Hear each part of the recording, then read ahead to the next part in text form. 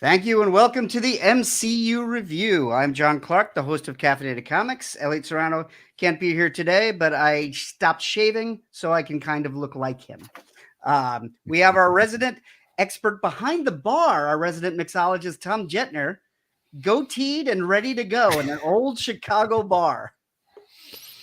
Yes, thank you very much. This is the bar in my parents' basement somewhere on the northwest side of Chicago. So this looks like pretty much any other bar you'd find that was built in the 1950s and largely unchanged since then. And also with his characteristic baseball bobbleheads behind him, Dave Pinto is here drinking something red. Yeah. How's it going? And we're proud to welcome our first time guest. He's a Chicago White Sox commentator, and I have been told to say one of the hottest geek guys of 2014. And as we all know, that was the year Chris Pratt was in Guardians of the Galaxy. That was a hot year. It was. Thank you. Glad to be here. And we're all here to talk about Thor Ragnarok. This is the third film in the Thor series, a major departure for the franchise. Some would say a reboot. It is directed by Taika Waititi. It came out in November of 2017. It has 3 writers credited: Eric Pearson, Craig Kyle, and Christopher Yost. None of them are Taika Waititi, but you can pretty much tell his thumb is all over this scale. But let's just get into it. We do our 2-minute review. So each one of us, you get 2 minutes to say exactly what you think. And Connor, since you're our first-time guest, you get to take the first 2 minutes, and then the 3 of us can say, I was going to say that. All right, cool. So I liked this movie a lot when it came out. I remember sitting in the theater and feeling like I think Taika Waititi wanted me to feel. And I think that's his point through the whole movie, right? I mean, we spend this entire, literally like the first half an hour of this kind of going through the script, feeling like someone was going, well, what if someone did this with an MCU movie? Then they do it, and then they pull the permission structure back, right? Like right at the beginning, we see Thor talking to the camera like the audience is part of the film, and then we get the reveal of the skeleton and the little hang down sort of thing. And it's like, oh, he's not talking to the camera, but he might as well have been. And then YTT goes on to do this in like other films and subsequently does kind of break this fourth wall and Deadpool the whole series, right? But I think what's cool about this movie too is it leads us into like a larger, like an even larger MCU universe, right? And I think that's what, at its core, that's what makes this whole franchise so successful, is that each time you kind of pull the door open again, you see Doctor Strange kind of like setting things up. Like Odin's death reveals Hela, which gets you to Thanos, which is the Infinity War and the Endgame and all this other kind of stuff. So I think all those things did a really good job in this film. I have my minor quibbles with it. I was glad to see that the visual effects artists were actually paid because they were good in this movie as opposed to subsequent films. So that's a plus. Pro labor, that's a good thing. And then it's like, listen, it might be trite, but damn, is Chris Hemsworth likable. Just, come on, man. Good job. Good for you. Way to go, buddy. You did it again. All right, Dave. This is, as you predicted, John. I'm going to be saying, oh yeah, Connor stole the words right out of my mouth in a lot of these points. But yeah, this is really, it's a really fun movie, and to your kind of opening comments, John, it does kind of feel like a soft reboot of the character. Obviously, it's not a reboot really of the continuity in any way, but talk about sort of a 180 as far as the whole tone of the Thor films up to this point. I would rank, we talked about this when we did the previous two. I think it's a pretty common opinion that for certain the second one is one of the lesser films in the whole series. And I think, the first one's really not even that great either. And a big part of that is they're so dull. They don't have that fun quality that we come to expect maybe of films based on a lot of the other characters. But this one is it just totally turns it on its head when you get a guy like Taika to direct it and kind of inject his sensibility and his sense of humor into it. And again, it's the same essentially it's all the same characters, same actors, and everything. Obviously, they introduce a handful of pretty significant new characters in this one, but you're not recasting anything. It's not like going from, Sean Connery to Roger Moore or something when you're changing James Bond. It's the same guy, but it's the way it's written, and you're finally sort of writing to Chris Hemsworth's strengths as a comedic actor, which I always forget if this came out before or after the all-female Ghostbusters film. It's after. Okay, it's after. And he's totally like the butt of all the jokes in that one. He's this doofy character in that one, but he is supposed to be funny, and he pulls it off in that as a comic relief. And yeah, they finally sort of wrote to that. Not that there's no humor in the first two Thor films, but it's just this one just has such a sort of refreshing tone, especially coming off like the Dark World. And I can't say enough about how great Jeff Goldblum is in this movie, and just sort of the color palette, and it's just this sort of visual delight. And I think, I don't want to get ahead of ourselves, but I think when we get to Love and Thunder, they try to sort of repeat the recipe for this one, the recipe for success, and it didn't quite work. It doesn't quite reach the same heights of this movie. But yeah, I'd say this is one of the better ones. It's certainly one of the more fun ones of the last, 5 or 10 years. Yeah. Tom? Well, to take a cue from John and Elliot's recent Caffeinated Comics podcast, I'm going to try to emphasize the examples over the hyperbole, even though there's a lot of hyperbole that can be made about this particular movie. So as Dave alluded to, there's the humor and the jokes, but it's not just that the humor and the jokes are there, but that they're really, really good, that the timing on this all lines up. And if I could cite a couple of examples of that come right out of the gate. You've got the confrontation with Surtur, voiced by the immortal Clancy Brown. And, the one little line is like, it's a crowd. That it's somehow that always got me in the mood. And then when they do that whole little action sequence set to Immigrant Song by Led Zeppelin, maybe one of the better needle drops that I've ever heard in a movie, we get the Bifrost opening in Asgard, the head of the dragon coming through and sliding slowly across the floor until it stops, and then the eye slowly rolls up to stare at the two women there, and then everyone runs away screaming. So that just, the timing on that is just so good, and it helps get you into the right mood and get you into the pace that is just really, really excellent. And then we get to meet a whole bunch of new characters, because this movie flips the traditional Thor fish out of water script on its head of putting Thor into a situation more cosmic and weird than he is, as explained by our resident revolutionary Korg, who, if you hadn't noticed, is a gladiator leading a slave revolt who also happens to be dressed like Kirk Douglas and Spartacus. And he explains that the only thing that makes sense is that nothing makes sense.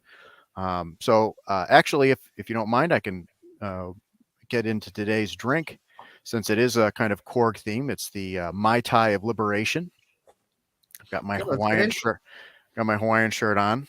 This is now a cooking segment. It's now a cooking segment, so I got my shaker tins. So if you're listening to this on the Captain Comics audio podcast, you won't be able to see Tom actually mix. That's why you need to be streaming it. It's a good reason to go to our YouTube channel, yes, or look at us on Twitch or on Facebook. We are broadcasting this live now. If you're listening to this on audio, you're too late, but you can check it out on YouTube. Yes. So just 1 dash of Angostura bitters, a half an ounce of homemade orgeat almond syrup. This is why this has nuts in it. So this is a allergy warning to anyone who has a nut allergy. Half an ounce of freshly squeezed lime juice.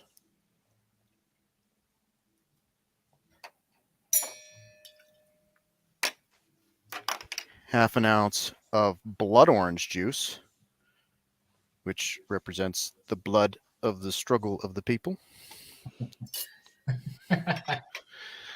Half an ounce of bitter grapefruit liqueur for the bitterness of our struggle to liberate ourselves. There we go.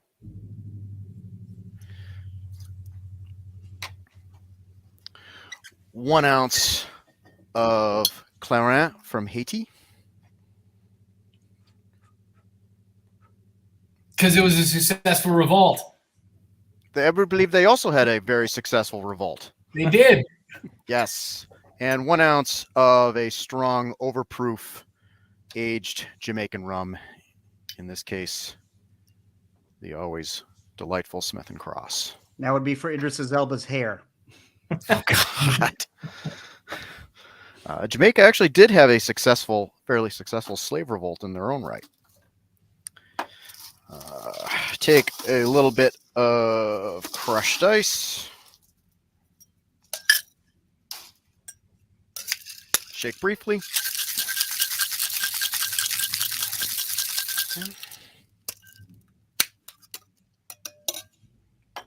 Pour into glass.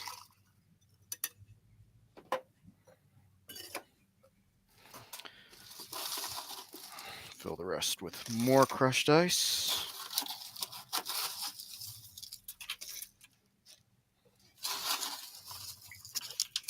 Thank you. Sprig of mint. And you can use that spent lime wedge on top, just like that. Wow. Oh, hell yeah. And Tom, what are you calling this one? I'm calling this the Mai Tai of Liberation, or, hey man, you say you want to have a revolution? Well, we're having one, so why don't you come with? And I can attest that this is just as delicious as it sounds. Oh, Dave, you always get the drink. It's not just Tom hyping things up. Well, if you want the recipe, we will post the recipe on the MCU ReVU channel. It's there. And you know, Tom, your Instagram is probably a good time to let people know. Yes, these and all the cocktails related to the show and other cocktails are at ReVU Cocktails, all one word, REVU. Cocktails spelled the usual way on the Instagram app. And that this current one is also linked on the MCU ReVU Instagram page. So you can find it right there. That's fantastic. So getting back to the movie, I feel like I did my duty as a host. I gave you guys the fresh pint of ice cream, and now I will scrape the walls to try to say something that you guys didn't cover. I agree with all of you. I think that Ghostbusters, the female Ghostbusters, which I don't think is a bad film. It really got review bombed and then passed over when they rebooted it with Paul Rudd. But the one thing it did was prove that Chris Hemsworth was funny. And then he was able to come back to Marvel and we're like, okay, we can make this a comedy. And it proved how likable Chris Hemsworth was. But this movie proves that Thor is likable. And I don't think I've ever felt that before this movie. You know, as I started reading Marvel comics in the 80s, I never liked Thor. And even the classic Walt Simonson run, I respected it. I would see it, read it from time to time. My friends who read it would tell me what was happening. And then I bought the omnibus. But it was never high on my list. I remember sitting in the theater, not expecting much because I had been to the other Thor films, and certainly I wasn't going to skip an MCU film in the theater. And just that first line when he goes, "Oh, Thor's stuck in a cave," I sat up, and I was like, "Wait, this is gonna be different." And watching it today, it strikes me how different it is, even than Love and Thunder. And obviously, we'll do a show about Love and Thunder, but you mentioned the color palette. The color palette is so vibrant in this, and Love and Thunder doesn't have that. Love and Thunder is very focused on being black and white, but it feels like a Zack Snyder movie at times. Yeah, except it's fun. Yeah, at least more so than a typical Zack. Yeah, I did not leave this movie with a sense of despair. Yeah. No. Even though the post-credit scene is Thanos about to murder everyone, Right. I left lighter than I did Justice League. No, I was saying that the Love and Thunder visually is almost at times like a Zack Snyder movie. Oh yeah, and I left Love and Thunder lighter than. Yeah, for sure. I mean, pretty much anything. But the color palette in this, the design in this, it's almost over-designed in a way. Like when you look in the background, especially of Sakaar, it's almost George Lucas levels. Every alien is a little different. Everyone's wearing a different wardrobe. Everyone has a different mask. There's no uniformity to this. And it's like, that takes forever to design. And there's obviously a lot of Jack Kirby in the design of this. A lot of his like technical circuit board drawings and circles and lines. But I felt like there was a lot of Heavy Metal Magazine in this. This like Mobius kept popping up. And this story's a little more adult. It's a little more gritty, and it kind of felt like they were pushing for that level. But now, so out of us, how much familiarity did you have with Thor going into this movie? Was it just the movies? Were you a big fan of the character, Connor? Yeah, so it's interesting you mentioned, you kind of not liking Thor and then kind of getting back into him with a run in the 80s. My real push into Avengers comics was don't kick me. It's the Ultimates run, in like the 2000, 2001, 2002, whenever that was. That's when I was going to Powerhouse and just going through 5-6 comics at a time and going through the like, oh, did my comics come? It's Tuesday. Where are those at? And it's like, kid, it's 9 a.m. Get out of here. But I like that was like, I remember reading through Ultimates and going, because Thor in that run is like this hippie. I think he's like literally saving the whales when Nick Fury comes to recruit him for the Avengers. There's a question in that book of whether he's a god or just crazy. Yeah, and I think land on it. Yes, and I think that was really coolly done in that particular book. I think they do settle on like it's just all technology. You got to take his belt because the belt makes him fly or whatever. It's wild. Like that whole run is really crazy, and there's some pluses and minuses to it. But I've always thought the MCU draws pretty heavily in terms of source material from that Ultimates run. There's a lot of things in there that, to say nothing of the fact that they made Nick Fury who he is with that Ultimates run, and even in that Ultimates run, he's like, I would be Samuel L. Jackson if I were in a movie, and then they just do it. I think, so that's my first experience with Thor. And I remember thinking when I saw that first movie, and maybe it's just because I'm a Shakespeare, Kenneth Branagh guy or whatever, but I remember watching that first Thor and going, damn, I wish he were cooler. Like I liked the movie and I thought it was nice. I wish he were cooler. And I think Hemsworth owes too a lot of his success to the fact that he's got Tom Hiddleston to be funny with. Because for as much as we talked about Love and Thunder, and I've only seen it once, so I couldn't really comment a ton on it. But man, you got Loki as Odin. You got the funniest line in the movie is when he goes, "Oh shit!" Like that's hilarious. And that's not even Tom Hiddleston. It's Hiddleston doing right, and Hiddleston was like, "All right, I'll do this scene, and then Hopkins will do it after me, and then we'll do like you just know that's how it went." And I think they get a lot of mileage out of, like you said, Thor being a fish out of water, and yet over his head in this movie in a very, very different way. So I thought that was very cool, and it kind of brought me notes of that Ultimates run with Thor, even though he was very decidedly not fun. I mean, that whole Ultimates thing there was no fun in it except for Nick Fury. Yeah, it was crazy loud fun, but it wasn't joyous in any way. No. To piggyback on something what Connor said is that this is kind of the Taika Waititi approach. If you look at what we do in the shadows, he took something that was at the time around 2014, 2012, 2013, a little more serious, and decided to make it, well, let's not treat that material quite so reverently as it's being treated. Let's do a little tongue in cheek. Let's have some more interplay with the audience, and let's be more playful with it. And I could say this movie is not as it's more light and airy, even though it kills most of the cast of the first Thor movie within the first 20 minutes of the movie, which is awesome that they do that. They just Yeah, Taika realized that no one cared about the Warriors 3. I love that you like. The only thing missing from it is a Zachary Levi scene where he just screams Shazam on his way out of the franchise. Like that's like I wish it were there. Universe. That's not even Zachary Levi in the first Thor. No, it's not. They recast him or something. I don't know. Yeah, recast him for Dark World and then gave him 2 seconds in this. There is definitely a sweeping of the stage in this film in a lot of ways. That, Connor, what you just said, when they remember, John, in the mid 90s, they did that DC versus Marvel thing. Oh yeah. I would love to see a Chris Hemsworth Thor versus Zach Levi's Shazam, because that happened in the comic, and just the charisma of those. Well, there's such likable characters now on film, but the charisma of those actors bouncing off one another. If they were to somehow get the studios to work out to bring that storyline to the big screen, that would be such a fun sequence. Were those the Amalgam books, or were those that storyline led to the Amalgam story? Yeah. It was, okay. First Marvel versus DC, and then in between, I think 3 and 4, they did the Amalgam books, which was, Dark Claw was Wolverine and Batman mashed together. My favorite was Doctor Strange Fate. Super Soldier was Cap and Superman. Yeah, there was some really fun books. There was X Patrol. Yeah. Spider Boy. There was some really, really fun books.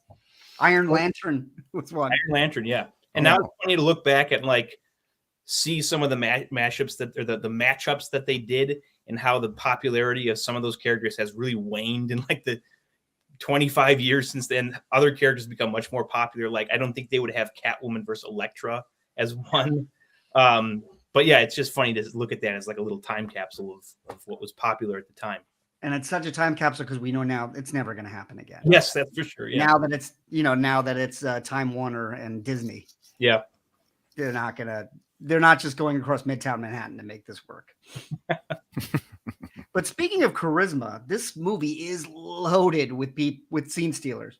And it's from Taika Waititi himself playing Korg, to Benedict Cumberbatch having a whole segment just kind of reintroducing Doctor Strange to the Marvel Universe. And I let's talk about that first, because I was going to say Jeff Goldblum, and that could be the rest of this podcast. Yeah. So, we'll get to him.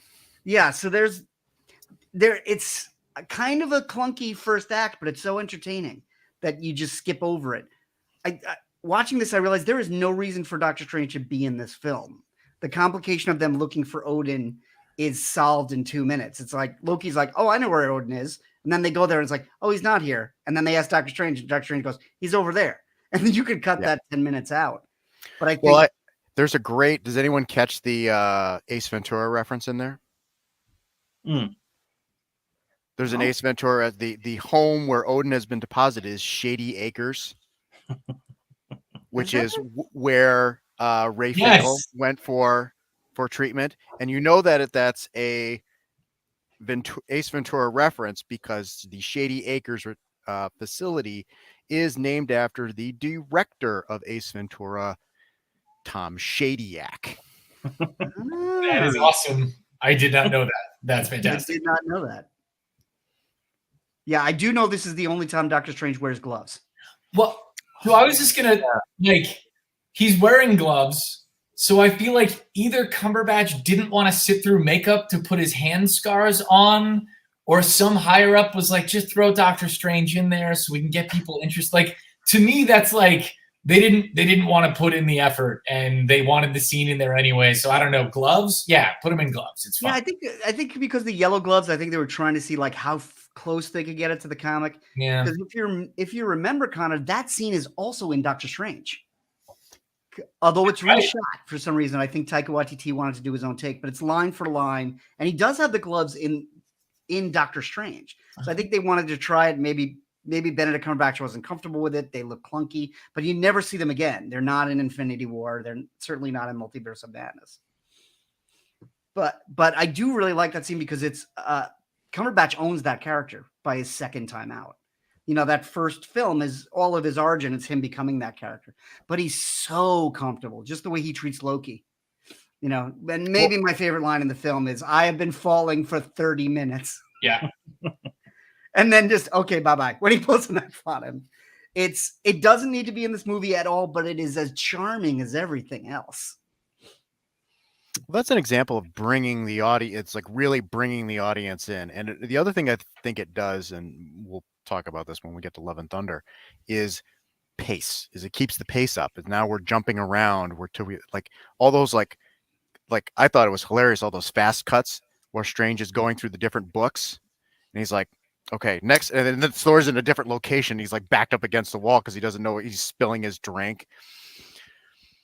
You know, like it's just an example of it's literally doing in the scene what TT is doing to the audience in that moment, which is just kind of getting us back and forth to get us to a place where we can then have a discussion. Yeah, he's letting the characters play with each other the way he's playing them, and the Marvel Universe is old enough now where it can relax a little bit, but they haven't tried everything yet. So, yeah, speaking of scene stealers, now we get to Jeff Goldblum. My question for everyone is, when did we realize Jeff Goldblum was this big a weirdo? Because I feel like we've only been talking about it for 5 years, but since it's October, I've been binging horror movies.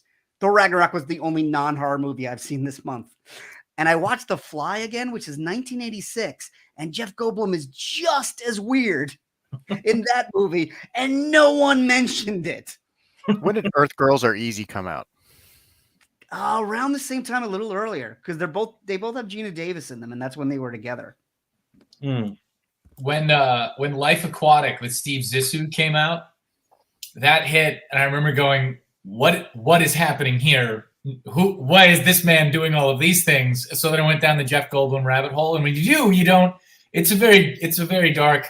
It can be a very dark place, but you realize that he is just absolutely out there. And I like that he's playing essentially the same character that he plays in his apartments.com ads. Like I enjoy that the Grandmaster is essentially also going to pitch you an apartment that you cannot afford in a neighborhood you cannot find and does not have 2.5 bathrooms like you put in the search filter. My question for those commercials is, why did they call him Brad Bellflower?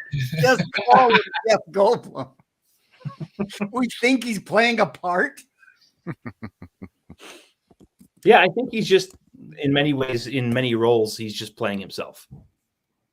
Yeah, and very similar to Samuel L. Jackson. He just plays himself. Yeah, and that's enough. He just could get by on that, and that's all people want. But I was thinking, is this like an Al Pacino thing where like he found his tics and he just amplified them over the years till his performances were all of his tics? But now I realize it's more like a Nicolas Cage where it's like, oh no, he's always crazy. I don't know if any of you have seen Vampires Kiss. Oh yeah, that's a classic. That's like 1986, and he is 110% Nicolas Cage in that movie. He screams the alphabet at his therapist in a way that I need to post this on the Facebook page. We've all been there. Listen, we've all I think it's cool though, like because we want certain things out of our movies in continuity, right? Like our spin-offs and our one-offs and all that other kind of stuff. Like we're cool with that. But this movie was a pretty serious, like, move into Endgame sort of thing, right? Like we knew it needed to get us somewhere. It was very much a vehicle in the way that like Thor Dark World was just kind of fluff. You know, it's like that one-off, one-shot episode. You know, like you're reading the comic book arc and then you get to like issue number 7 and it's some other artist and they're teamed up with some random sidekick. And it's like, I don't know why all of a sudden this is anime art when I was reading Quesada earlier, but like, whatever, this is fine. Oh, that's cool. It's whatever.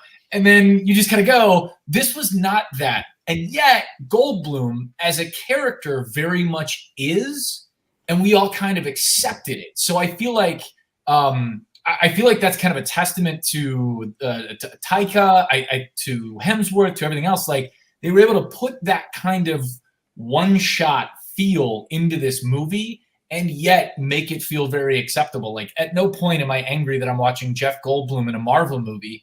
Whereas I think for other characters in other spaces and times, I might have been. You know, I don't want to watch that guy do that thing. Like bring me the story, not the sideshow. And it feels like you can do both in this movie.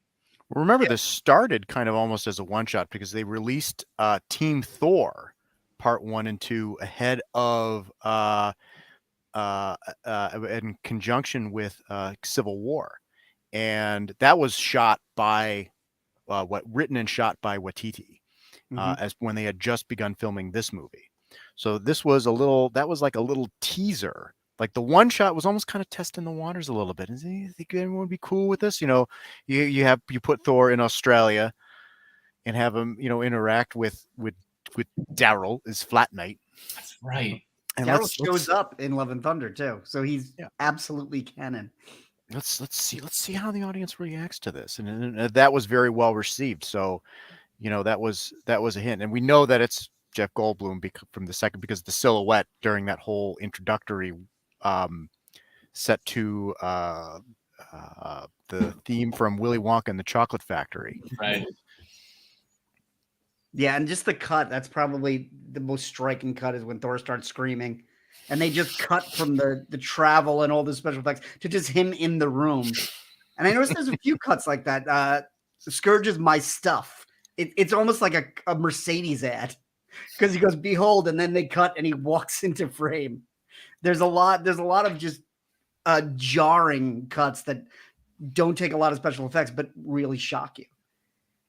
And Connor, I think that's a great point, is that this has a one shot, but it carries the continuity. It makes me think that this is a very light movie, but it has real stakes. Yeah. A lot happens, and there's a lot that is threatened. I mean, we lose Asgard, Hulk's whole story. This is the most Hulk I've ever seen in the MCU. This feels like an issue of Hulk as much as it. This is a better Hulk movie than The Incredible Hulk. Yeah. Yeah, I was going to say, one thing that this movie, I think, demonstrated to me is, because I've never found the Hulk to be a particularly interesting character, at least on film, and maybe that's just because the two solo Hulk movies that have been made so far have been not that great. But Hulk can be great and can be effective and interesting in doses, and I think the way he's used in this, sort of, especially all the scenes with Thor and Hulk, bouncing off each other, is showing that he can be a cool character. I'm not convinced yet that I really want to see a movie centered entirely around him, but he can be kind of an integral part of things if he's not like the focal point of whatever the film is. And I thought he was used really effectively. And again, he's lightened up a little bit in this one because everything else around him is lighter. And I think Mark Ruffalo's got some really funny lines in this one, and he's got great chemistry in those scenes with Chris Hemsworth. Yeah, this is the first time that the Hulk has dialogue in the MCU. Yeah. Mm-hmm. The first time anyone sits and talks to the Hulk. Every appearance before this, even the non-MCU Hulk, when he's Hulk, he's completely just enraged, and he can't sit down and talk. And I think that's one of the things that made it feel like the comic, is that he talks to Banner, but he's also just talking to Hulk. And I was like, yeah, that's what the Hulk sounds like. Hulk is, monosyllabic and kind of a jerk. Now all I can think of is Nolte and Bana having a scene like Pacino and De Niro in Heat, like at the diner, and one's Abomination and one's is he Abomination in the movie? I forget. Absorbing Man. That's right. He's Absorbing Man. That's right. Absorbing Man. He's by biting a plug. Right. Yeah, like this really. Oh, like there you mentioned it, John. Like there are some pretty Hopkins' death scene is legit here. Like that's some scenery chewing, and it's kind of nice, and it's kind of it tugs at you a little bit. That's a really good scene in the midst of all of this silliness. It's something that piggybacks on all the continuity, because it's the cherry on top of the Thor Loki Odin relationship that's been built up better in some places, worse in other places over the course of the previous two movies. So yeah, I think it's great for bringing that up. I mean, cheers off to Sir Anthony for selling that. Yeah. Also, we haven't talked about Cate Blanchett, who gets to absolutely eat the scenery with a knife and fork. Yeah. Yeah, I think Cate Blanchett is fantastic in this. It doesn't help that I get Cate Blanchett confused with Tilda Swinton all the time. They were both in the MCU in the same year. It's kind of harder to differentiate them. But yeah, I mean, Cate Blanchett we know is someone with a lot of range, but this may be the first out and out villain that I think she's played. This type of villain, certainly of the kind of larger than life. I mean, she's clearly having a larger than life character, but she's having a ton of fun doing this. She really is. And a lot of her scenes are with Carl Urban. Yeah. to God bless that man. yeah, Carl Urban is ubiquitous at this point. And fine, he's our Christopher Lee. He's been in every franchise. Oh, Created a couple. we're gonna go off on Dave going on Christopher Lee with Man in the Golden Gun for forever. Now, I'll keep us on track because if Okay. Dave starts to go to Man on the Golden Gun, I will reply with Fellowship of the Ring. Okay, and we will we'll somehow arc back toward. So, how much did you guys know about the mythology of Ragnarok going into this? Because of the title, the actual Norse myth. Anything? No, honestly, just the Walt Simonson run of the comic, and that's something I was wondering, Tom, if you're well versed. Is Hela related to Odin? Because in the comics, she was just basically Mephisto. So offhand, I know that Hela is Hel is one of the Norse deities. I don't know if her exactly. I believe she is one of the Aesir. She's not one of the Vanir. As far as the relationship to Ragnarok proper, we do get a good Surtur is just the Marvel Comics version of the Norse deity Soot, which is where we get our word soot. But the big connection to the mythology is the giant wolf, Fenrir in the original. If you go back to Snorri Sturluson, who wrote down most of the Norse sagas back in Iceland in the 13th or 14th centuries, and because Fenrir, the giant, I think Fenrir is the one who kills Thor in the actual Ragnarok poem. In the actual Ragnarok, he kills either Fenrir kills either Odin or Thor. I'm not 100% sure which. It's been a while since I've studied that. So when I see the giant wolf of Ragnarok fighting the Incredible Hulk, set to Immigrant Song by Led Zeppelin, which is explicitly referencing the Viking mythology, the tales, the sagas of the Vikings. It's like the only thing I was thinking of when watching it's like, this is the most metal thing I've ever seen on screen. You know, it's just like primal. It's like I mean, it's for studying even just a little bit of Norse mythology. The giant wolf of Ragnarok, Fenrir, the giant wolf of Ragnarok, is like such a huge deal in the mythology. And to see that, and then to see that with the Hulk, just like probably one of the better Hulk fight scenes we've ever seen. It's just Hulk versus fighting something that's 10 times his size. Is just fantastic, and going over the cliff, and it's just that everything about that is just like awesome. Then Hulk follows that up by trying to fight Surtur. That's right. When Surtur's like Galactus sized. Yeah, it's like I said, it's the most pure Hulk, and the Hulk is still tied up in rights with Universal. They have a deal similar to Sony, where Disney cannot put out a Hulk movie. But because unlike Spider-Man, the Hulk movies haven't been big hits where it's worth just getting the percentage from them. So they just let Hulk be a guest star in other things. So I don't know that we'll see a full Hulk movie. We can do a She-Hulk because we've done that as a whole show and had Hulk in it. But I think you're right. Hulk is great in small doses, and this is just the right amount. You know, and maybe one of the best Hulk entrances ever when he jumps out of the ship and expecting to turn into the Hulk before he hits the bridge. And he just hits that bridge with his face. I think there's a thing about a Hulk, movie. It's kind of the Superman corollary, right? Like if you have this unkillable, totally overpowered, then why have a bad guy? You know what I mean? Like it's just like this whole, how do you match that up? And to that, when we were all talking about Cate Blanchett, like I love that she is so ridiculously powerful as a character in this movie, right? I mean, like the first thing she does is smash Mjolnir into bits, and it's like, oh damn, we got a thing going on, right?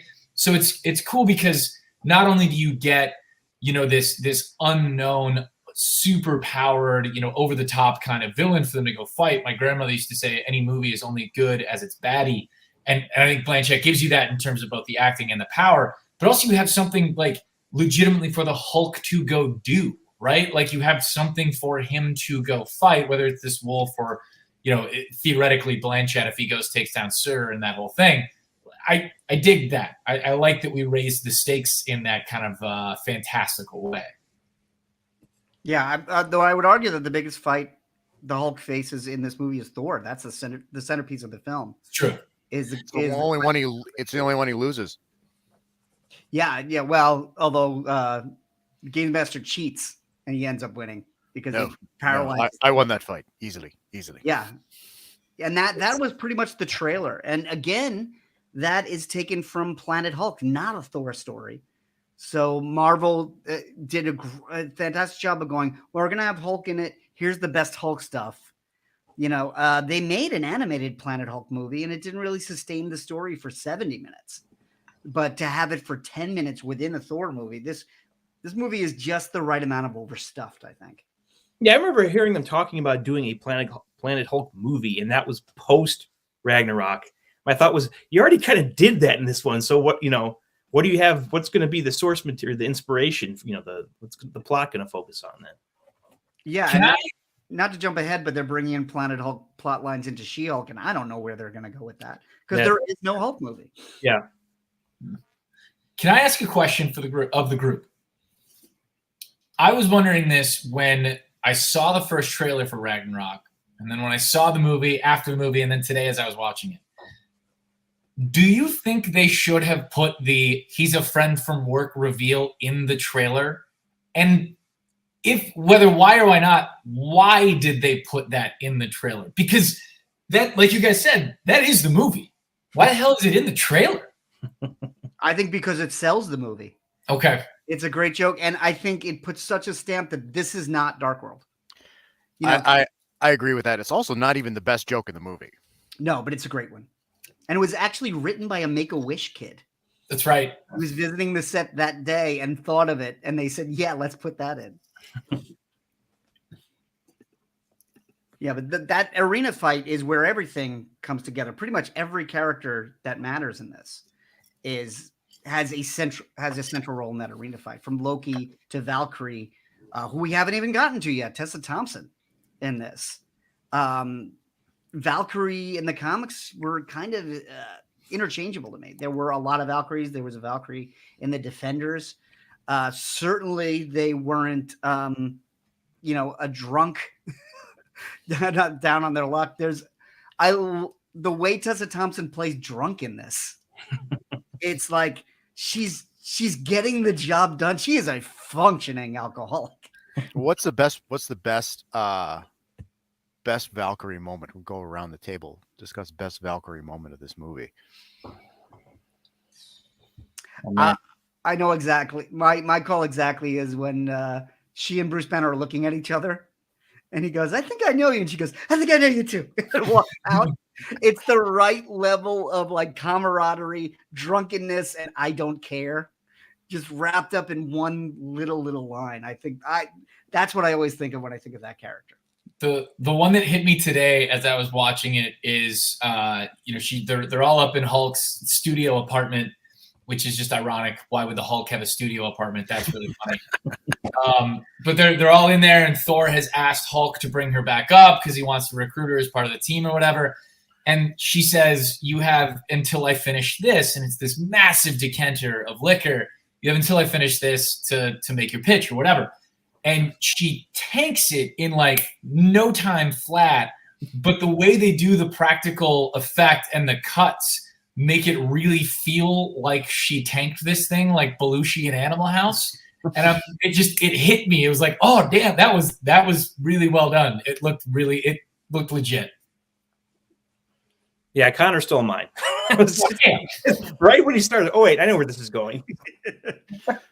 I think of my favorite would be a combination of two. One is the first time we see her coming out of the spaceship, and she like lifts the lid on the spaceship, and she starts to walk down like incredibly like, all right, super cool space chick coming out of the spaceship, and then she just falls over the side because she's been drinking while drinking and driving. And then the other one is when the super cool walk pays off at the very end. The immigrant song scene on the Rainbow Bridge with the fireworks going off behind. If we talked about a Zack Snyder moment, like that would kind of be it. Like that's like the slow-mo sequence, but unlike a Zack Snyder movie that actually pays off and is entertaining. It didn't last 9 hours. It's not 9 hours long. It's exactly as long as it needs to be. And then we can cut to Loki killing guys with the horns. I don't know. Maybe we do it 3 more times. We'll get it right. Yeah, and we'll chapterize it in the film. Chapter 4, War Explosion. Yeah, Immigrant Song, by the way, a song so expensive they play it twice in this movie. There is not a second Led Zeppelin song in this. We were talking about this preparing for the show. There are 4 Guns N' Roses songs in Love and Thunder. There's 1 Led Zeppelin song in this. I was thinking to myself, just before we get off topic for a moment, I was thinking that they should have just paid the money and done 1 play of Stairway to Heaven in a movie where they actually visit the realm of the gods, like play Stairway to Heaven. And Immigrant Song, first track off of Led Zeppelin 3, Thor Ragnarok, is the 3rd Thor movie that would have been appropriate to play a track off of Led Zeppelin 4, otherwise known as Zoso or Runes, for the 4th Thor movie, but they missed that train, I guess. Yeah, I don't know that we'll ever see Stairway to Heaven in a movie. I know Jimmy Page won't let it happen. I don't know if maybe with age he'll soften, but there was a famous deleted scene in Almost Famous. Cameron Crowe wrote an entire scene where when he's about to go on tour and he's trying to convince Francis McDormand to let him go, he's like, this is why, and he puts on Stairway, and they listen to the entire 7 minutes of Stairway in the living room. And first of all, they couldn't put it in the cut, but on the DVD, the song's not on it. It plays to silence, and a caption comes up that says, turn on your version of Stairway to Heaven now, because Jimmy Page is so protective. Immigrant Song is the only, I think That's the Way appears in Almost Famous, but Immigrant Song is also in School of Rock. Rain Song is in Almost Famous too. Yeah. It'd be nice to get, Battle of Evermore. That would be a nice cover of it in singles. I know it was on the single soundtrack. I don't know that it made it to the movie. Where like that would be Nancy Wilson from Heart. Yeah. Maybe needs to go over the end credits of Rings of Power or something like that. Yeah, but we were mentioning in Guardians of the Galaxy 2 when My Sweet Lord played, it's like, oh, Marvel has real money now. These aren't one-hit wonders from the 70s. This is George Harrison. Yeah. Well, John, I think you were about to say it. There's that whole, I don't know why, I just like last week randomly ran into that video of Jack Black begging Led Zeppelin to let the Immigrant Song in School of Rock. And it's like, this is what's School of Rock? 02. So it's like the height of Jack Black fame and respectability in terms of the rock scene, and Tenacious D is doing his thing. He's opening for Foo Fighters, for God's sake, like on a nationwide tour. And he still has to beg for the Immigrant Song. Meanwhile, Marvel's like, let me break you off a couple million, Jimmy. Like, we'll get you all set. Let's have Immigrant Song. We know we can't come for Stairway, but let me get you a couple mil. Yeah, I don't know if that's Marvel's pocketbooks or that's Jimmy Page just going, I'm not going to tour with Robert Plant again. God, that's a great song too. I mean, it's like I remember I rewatched the movie, and then we were kind of talking about it in preparation for the show, and I was just like, that's it. I've got to put on Zeppelin 3 as an album because that's just great. From really highly underrated album, in my opinion, is that.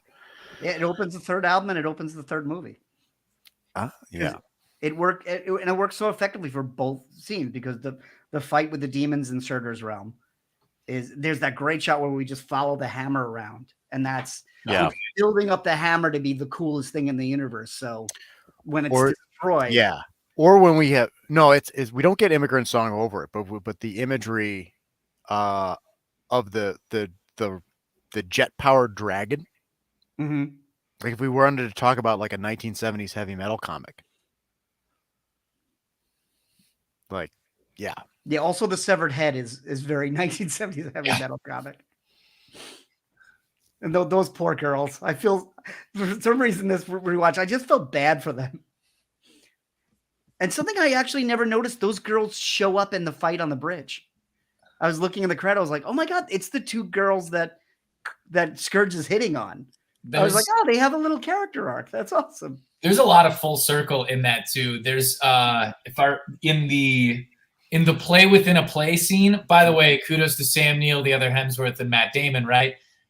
In the play within the play scene, he yells, "Get help." And then later on in the movie, they do get help, right? So that's hysterical.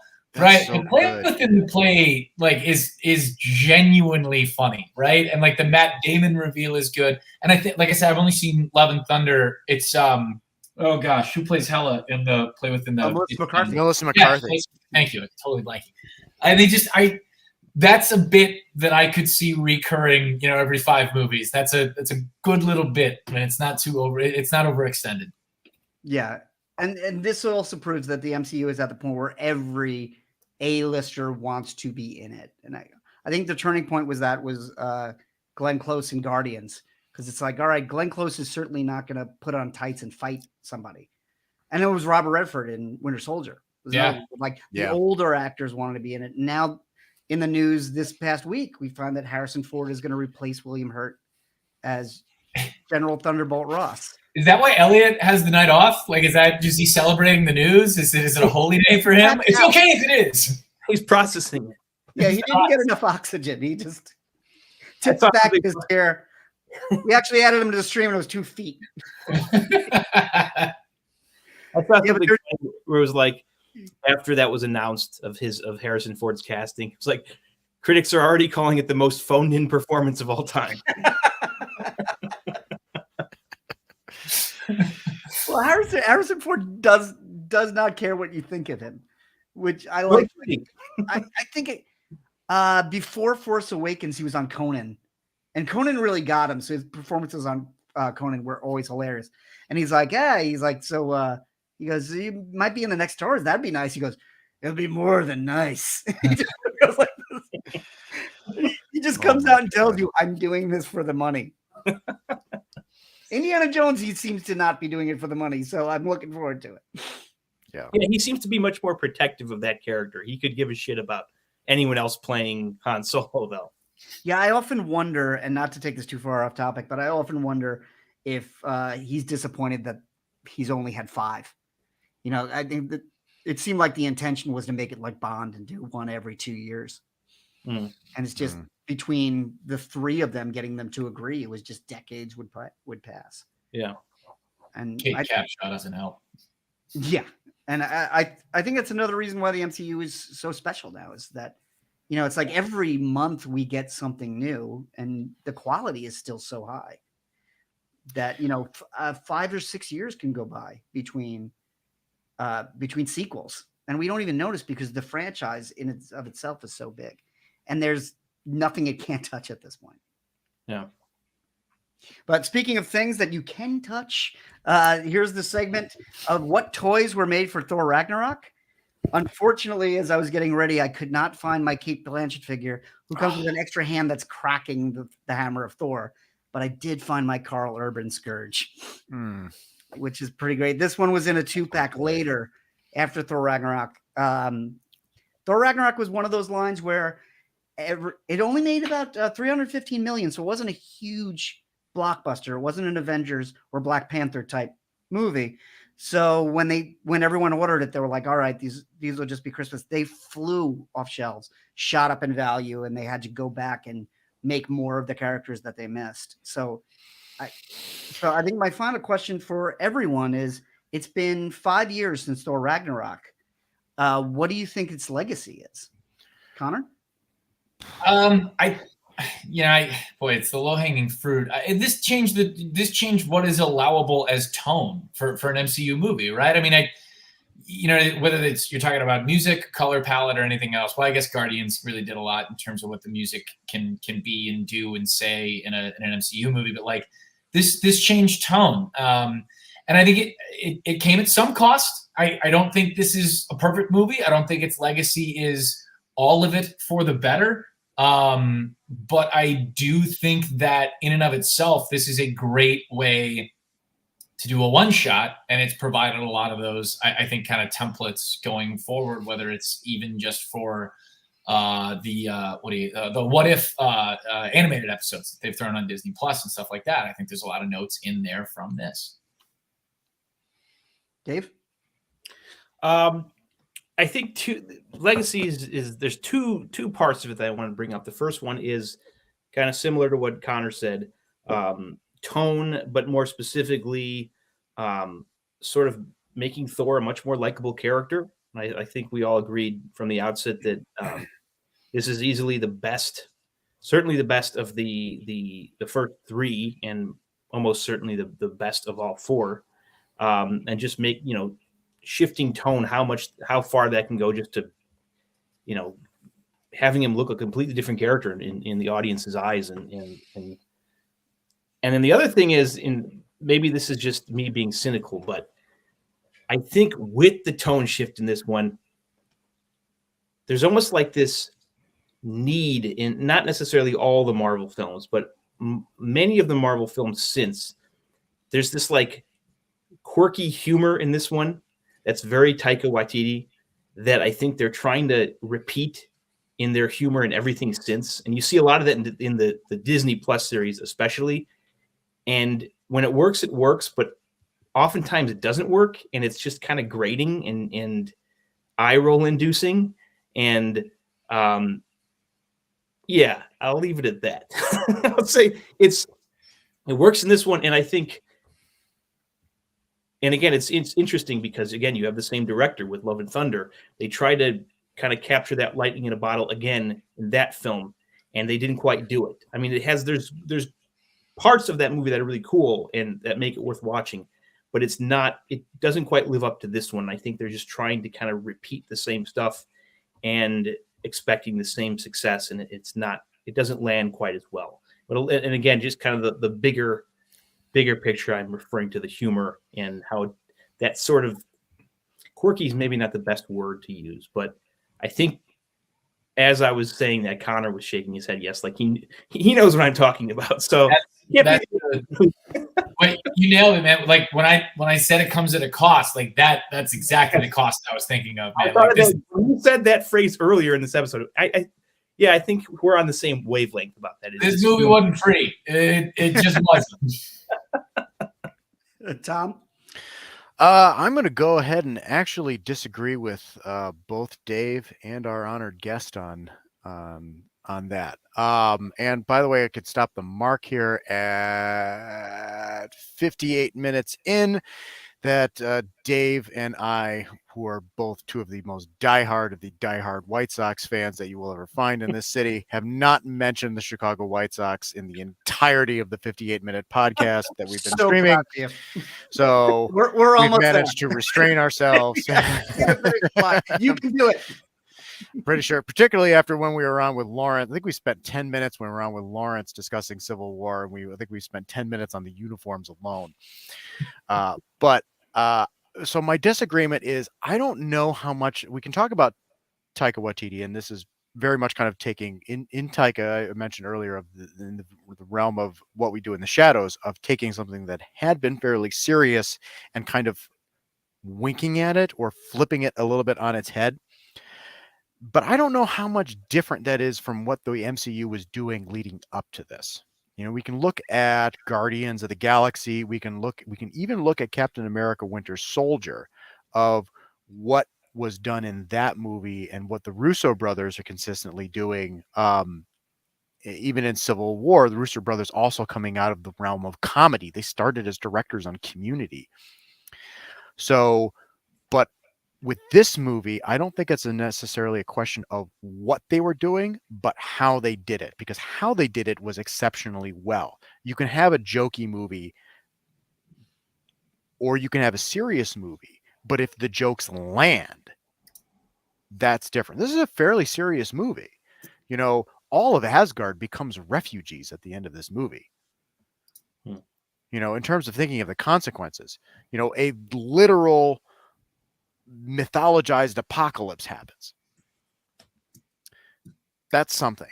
But all of the humor people remember the humor and people remember the tone because the humor is all exceptionally well placed. You get great timing on the jokes, like Get Help, of like the leading up in we have that heart to heart, and then in the elevator between Thor and Loki, and then Thor and Loki, they said, well, let's do Get Help. And then now we get the lead up. It's like, oh, we're going to do this whole Laurel and Hardy bit between Thor and Loki about Get Help. And then finally we get to see it. And it's this bit and it's gone, but the joke, the lead up, and then the punchline is so good. So, and all the running gags with Korg. I haven't talked enough about Korg, even though he's my favorite character in this movie. But all of that is just great. And everything just lands in terms of setup, punchline, denouement. It's seeing someone at the height of their powers do their tight 10 on Johnny Carson. Yeah, I think it's a matter of style more than it's a matter of tone.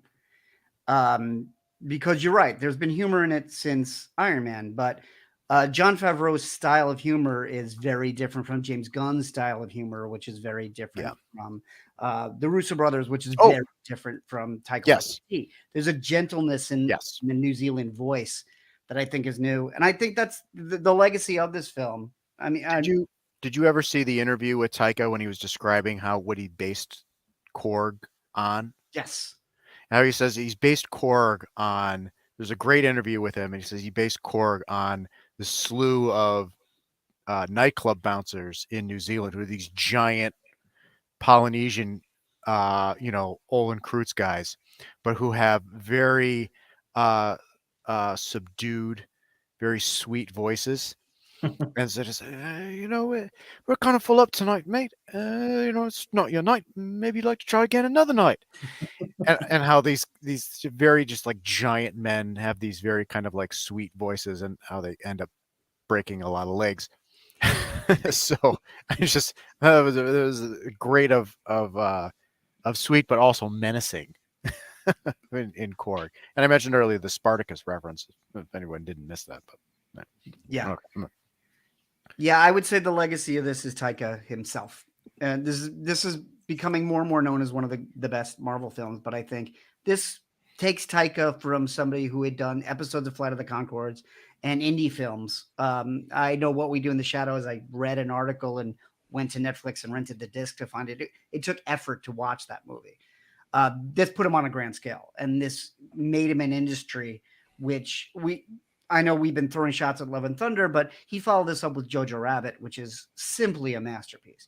And he's become this cottage industry of shows like Wellington Paranormal and What We Do in the Shadows, the series, and Reservation Dogs.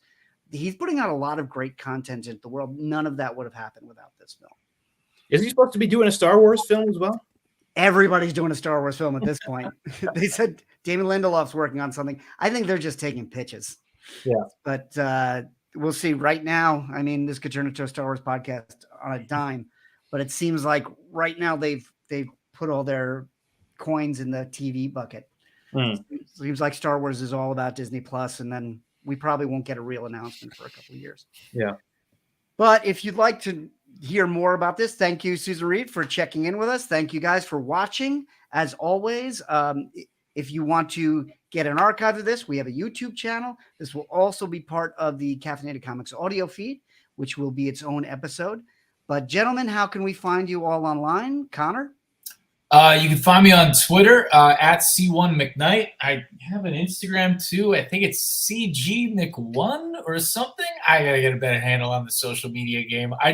Right now I just kind of go to baseball games and tell people what I see. But at C1McKnight, that's the Twitter handle, and you can find me there most. At ESPN 1000 too. I'll be hosting a couple of shows. I think I'm gonna review this Bears massacre on Wednesday morning with David Kaplan. So they're winning. Are they really? I have it on pause. You spoiled. They're winning. I'm not gonna. Okay, if you had it on pause, I'm not gonna say anything. Yeah, no, I got it on pause because I gotta suffer through both this game and David Kaplan on Wednesday morning. But it'll be fine. All right, Tom.